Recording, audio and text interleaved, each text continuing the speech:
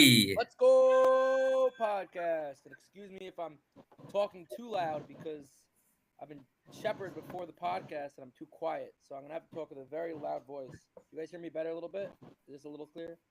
Anyways, we got a very big Just a podcast, bit. arguably the biggest, most shocking podcast I thought we would ever do here, as we are sitting now less than 12 hours, maybe a little bit more now than 12 hours removed from the shocking Fly Vipers upset of the Jewish basketball world. And Uriel might not agree, as we're going to talk to him soon. They defeat the seemingly invincible Link Home Care, who only lost one game over their 2 seasons in the HSL. That one game came without practically their whole team against arguably the best team in HSL now that Link's gone. I'm still in shock. It was a fantastic game. Link definitely didn't get blown out, but Vly controlled the game at their own pace. They slowed it down. They out-rebounded Link like 70-30 if I had to count. It was an absolute masterpiece and a great game plan. They shut down Pacey Jacoby. Wasser did what he had to do, but no one else did anything. And we stand with Fly Vipers in the semifinals. Welcome to the show. Yeah, thank you. Yeah, quite an introduction. That was a fun. All right, Dave's not doing his normal introductions. A little quiet today, so. No, I thought Uri was starting to say something. Uri, what were you going to say? We'll start Fun game. That was one of the most competitive games of the season, I think. I think it had everything you want out of a game. People played hard. We were going for the ball, getting on the ground. Everyone fought for every rebound. Neither team wanted to lose. That was for sure. Like, if that game kept going into OT, it would have been a battle. It would have continued. I think we had momentum on our side, and we had great game plan, and it worked. So I'm happy with the results. Happy it didn't go to OT. Getting right into this, I actually have a question on that. I was speaking to Dylan Kaufman on the sideline, and I was telling him that if you're going to beat Link, the way you beat them is you move the ball at your own pace. You slow the game down. You go very, very slowly. You bring a lot of big men inside. Was that part of the game plan to beat Link? Am I accurate in that at all? The game plan was to try and shut everyone down and let Wasser be their main guy. You know, Wasser plays at an amazing pace, a lot of patience. You could tell that he is the leader on that team, and he just makes a lot of the right decisions. But we knew that we wouldn't, the best thing we could do is try to contain him. And I think you saw we tried. He still wound up scoring the team's points. But everyone else, we made them feel uncomfortable. We slowed them down, and I think that's threw them off guard. Wow, very exciting. So, Avi, you were posting the score as the game was going along, actually only when there was about 10 minutes left. It seems like Link was actually closing in at the end based on my limited updates. They were down by 6, then down by 2, and then you just said... So the basic pace of the game, for anybody who didn't, who wasn't there, which is not close to you, in the beginning of the game, Link started off slow, like they usually do. They went down, I don't know, maybe 6, 8 points for, I would say, the first majority of the first half. They came storming back, and I think they're up at halftime by 3 or 4 points. The second half, Link jumped out to like a 10-point lead right away to begin the second half. And at that point, I looked at Beyond Roberts, who was rolling in. I'm like, okay, this game is over. Link's going to do what they always do. They start off slow. They play relaxed. They pick it up towards the second half, and they're going to blow them out. Fly came storming back. It was a 2-point game, 3-point game. Link was actually up 5 with the ball with like a minute and 10 seconds left.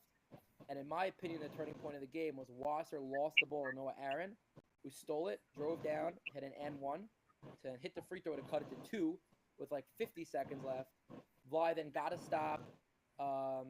They had a putback to tie the game. Jacoby had a wide open 3 for the go-ahead shot with like 7 seconds left. He missed it. Vly gets the rebound, calls timeout, and then hits the buzzer to send them. So Link was up by 5 with the ball with a minute and 20 seconds left, which makes the win even more impressive. I didn't know that part. So the way you were giving notifications, Avi, had a completely different... It was a very fast change. Link did what they They're down by 3 or 4, and they just went on like some 9-0 run, like in a blink of an eye. And all of a sudden, Dylan Kaufman there sitting depressed on the bench as his team's down by 5 with a minute left. That's what Link does. They turn it up on you like this, and they did, but Vly fought right back. So it sounds like Link kind of choked there. It seemed like Link was ready to win the game with 1 minute and 10 seconds left, up by 5, and then realized that what would happen. Yes. Uriel, what's your read on what changed? I think we had momentum going the whole entire second half. Even though they did have that comeback streak, it never really felt like they had the momentum.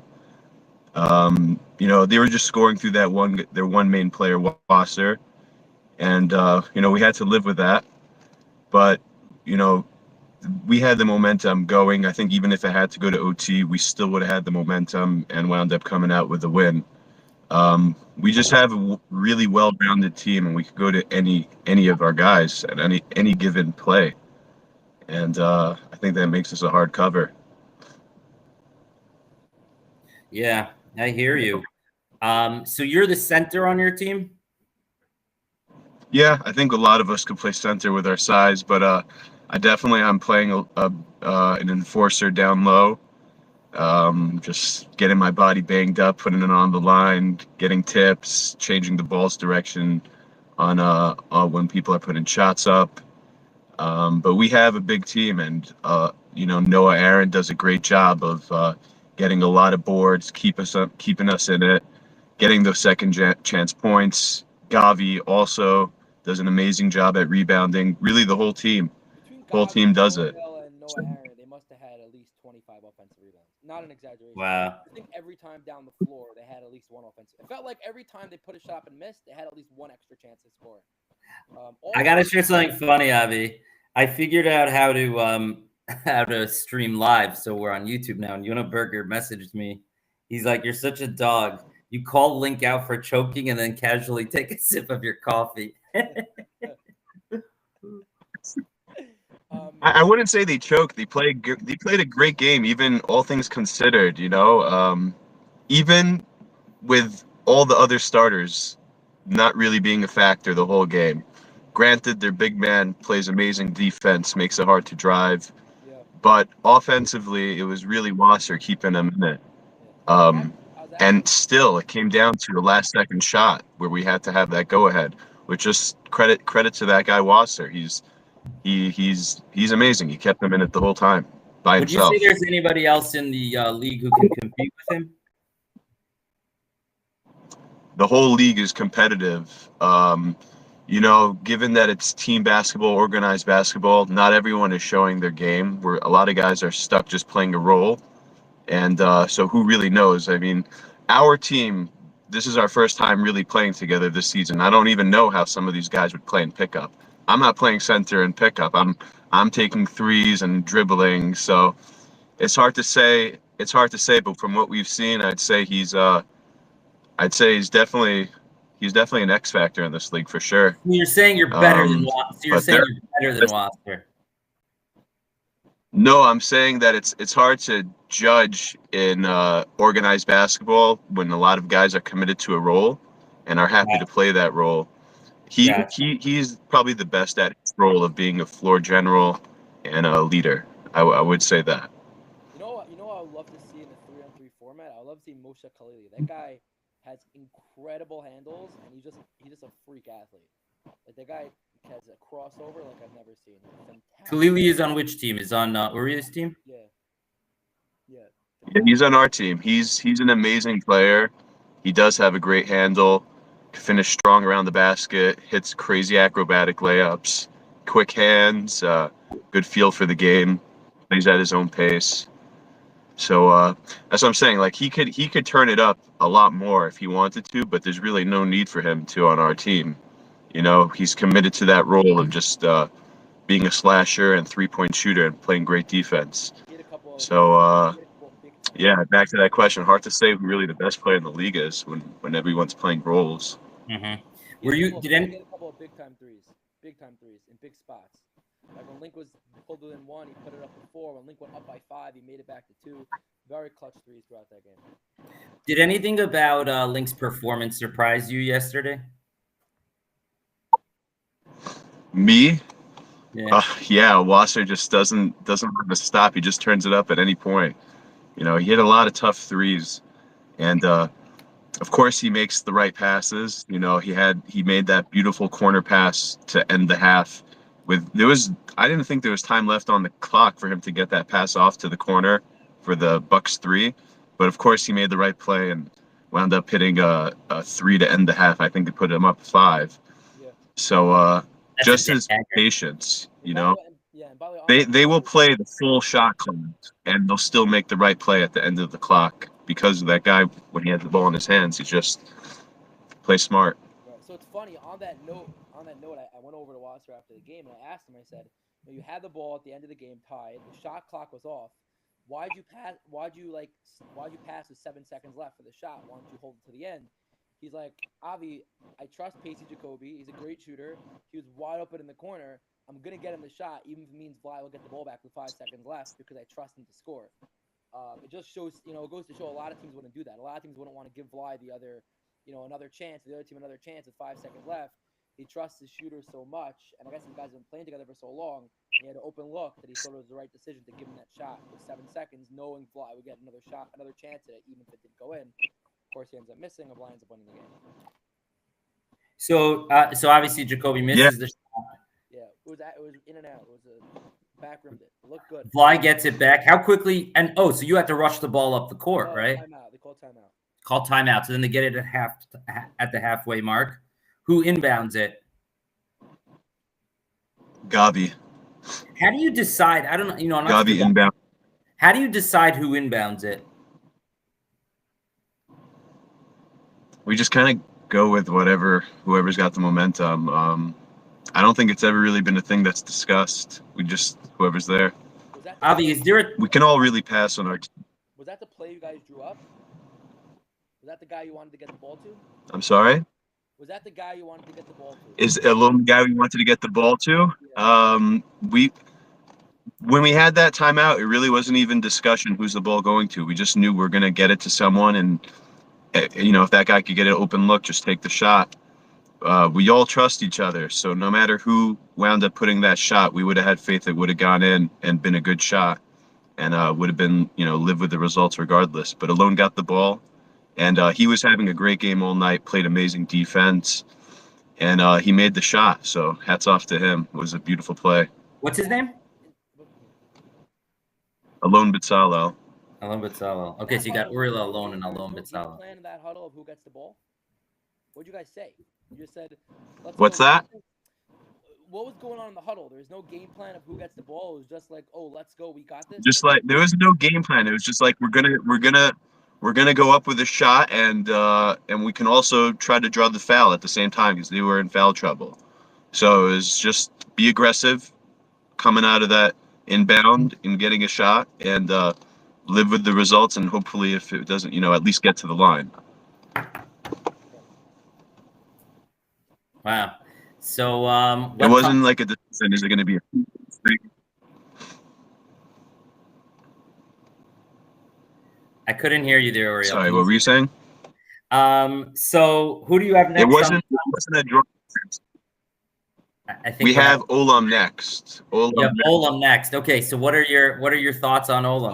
By the way, Olam just defeated last night as well. We have to give them credit when they're bringing up their name. They just knocked off Hab Construction, who brought the best team they've had all season. They had a couple guys who sporadically played throughout the regular season to become eligible, and they played a really tough game versus Olam, but Olam pulled it out. Elad had another one of his fantastic games, and now Bly will be facing Olam, a chance to knock off another top dog in the HSL. Yeah, we're excited for this game. I didn't see the Olam match last night, but they're a great team. Hab, I never saw them play because I think they were in the other division.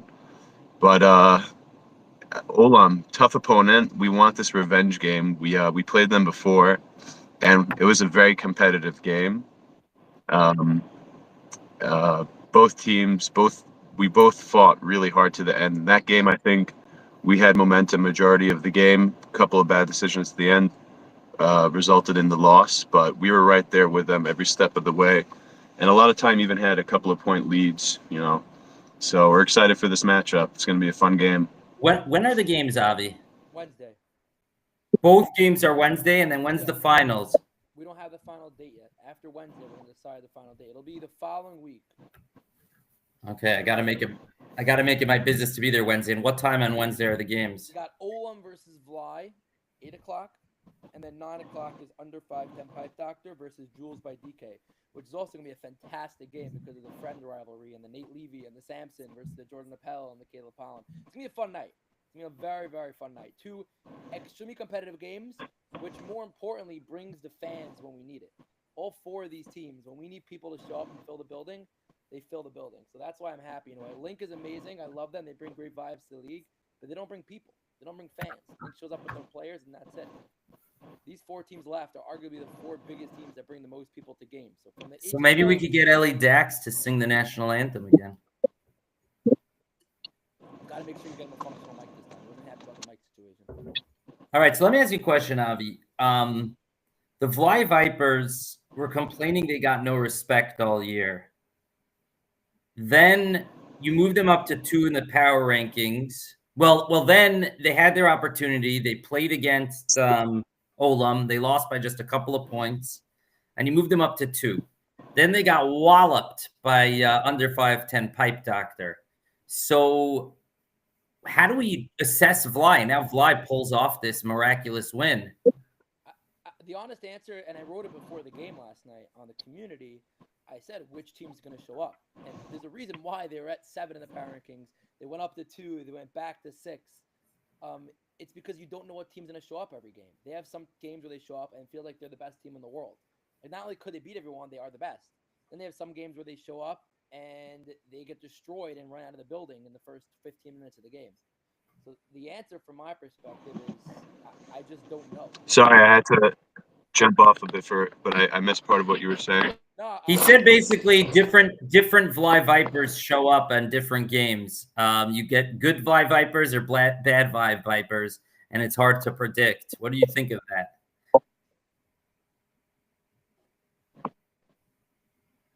Team with a lot of depth, and we're never bad. That's for sure. We got a great group of guys, and it's just about figuring out rotations and how to play with each other. Because like I said, it's majority of the team. It's our first time really playing together. Some of us have played, but for the most part, we're figuring it out as we go. And that game after Olam, where you moved us up, and then we played Under 5'10", that was our first time showing up with a full team.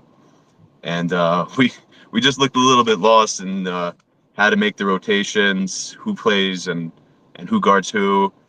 So what do I think about that? I think we have a great team, and it's just about figuring out how to play with each other. It's a big team. 9 people. I have no clue how to put the line anymore now because I could put the line at -9.5 or +9.5, and depending on how Vly plays, they can hit both of them easily. It's like certain teams you could gauge. Like Link Home Care, they'll never lose by more than 5 points. They'll never get blown out. Caleb Pollen's team, you could tell when they're going to win by a lot, when they're going to lose by a lot. This Vly Viper team, I just don't know. Against Olam Realty, they could lose by 15. They could win by 10. That's how I'm assessing their team right now.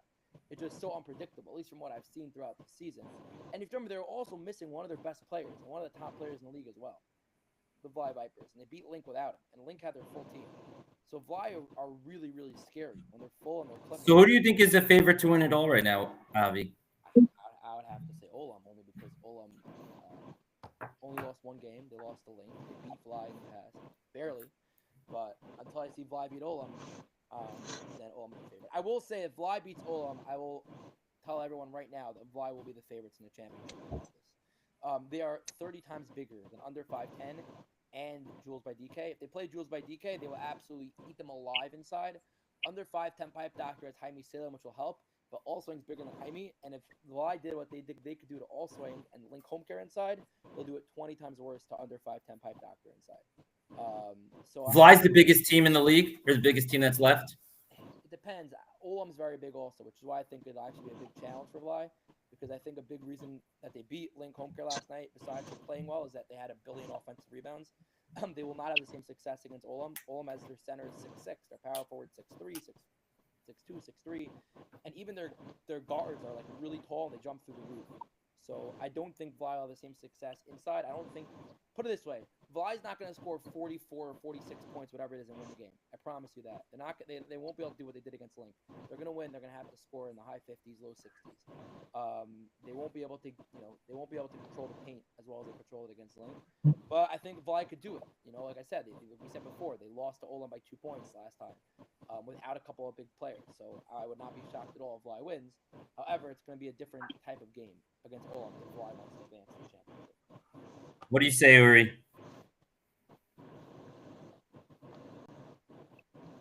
What do you say, Uri?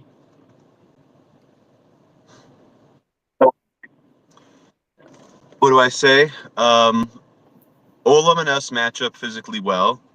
That's for sure. I do give us a slight size advantage, but not by much. They got size.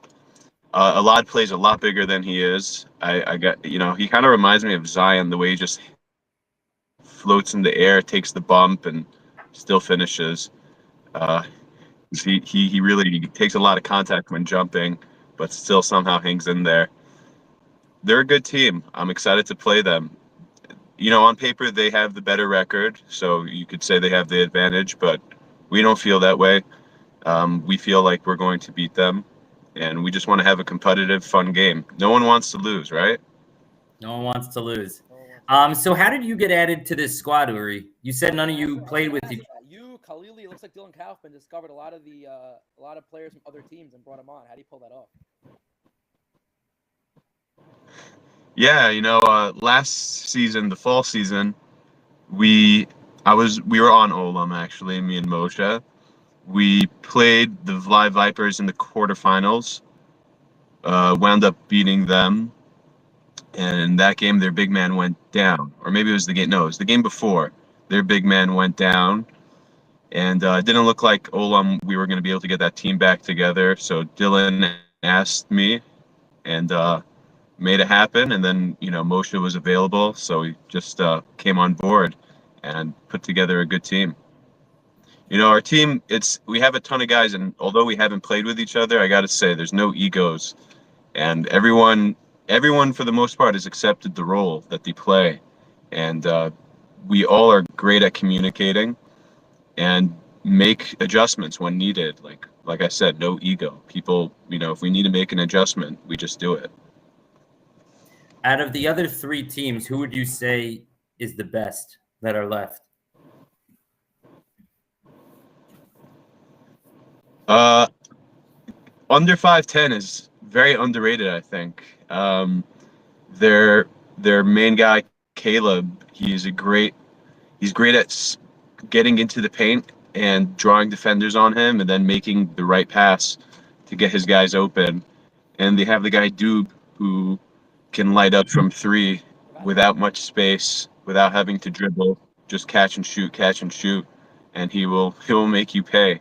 So I think they're the most underrated team. Olam is probably the team that we got to get past. You know who's gonna love this, by the way? You know somebody watching this? Nate Levy and Yoni Sampson will be like, "No respect again. My team name didn't even get brought up in the other 3. No respect for our team." Which one is Jules by DK? I don't even remember, and that's not like a diss. I don't remember playing them. They had the buzzer beater against Day 3 Rides to Fly from the corner that I posted, the controversial ending, where they're down by 5 with like 35 seconds left in the quarterfinals last week, and they got a steal and then swung it to the corner, and Nate Levy had a buzzer. Which players are on Jules? Yoni Sampson, Nate Levy. Is that the orange shirt team? Yeah. Yeah, they got a good team. I don't remember much of their gameplay. I don't remember them that well, but I not that impressionable if I can't remember. But I'm sure they have a good team if they're in the semis. I love hearing this. It's great. It fits right into what's the word I'm looking for? What's the word I'm looking for, Dave? It fits right into the whatever, everything that's been going on so far this season. Like the Jules by DK track has been very quiet. You're on the No Respect tour. All right, I got to jump off, guys. Any other thoughts before we stop? Oriel, you have anything come to the game this Wednesday. All right. I'm gonna be there. I'm excited. It's gonna be fun. What? Yeah, it's gonna be a good game. I It's got gonna one be a good request. game. We're all there to compete. I got one request. Can you get my boy? Sure. Can you get my boy Adam Bromberg into the game for a couple of minutes on Wednesday? He's got to show up.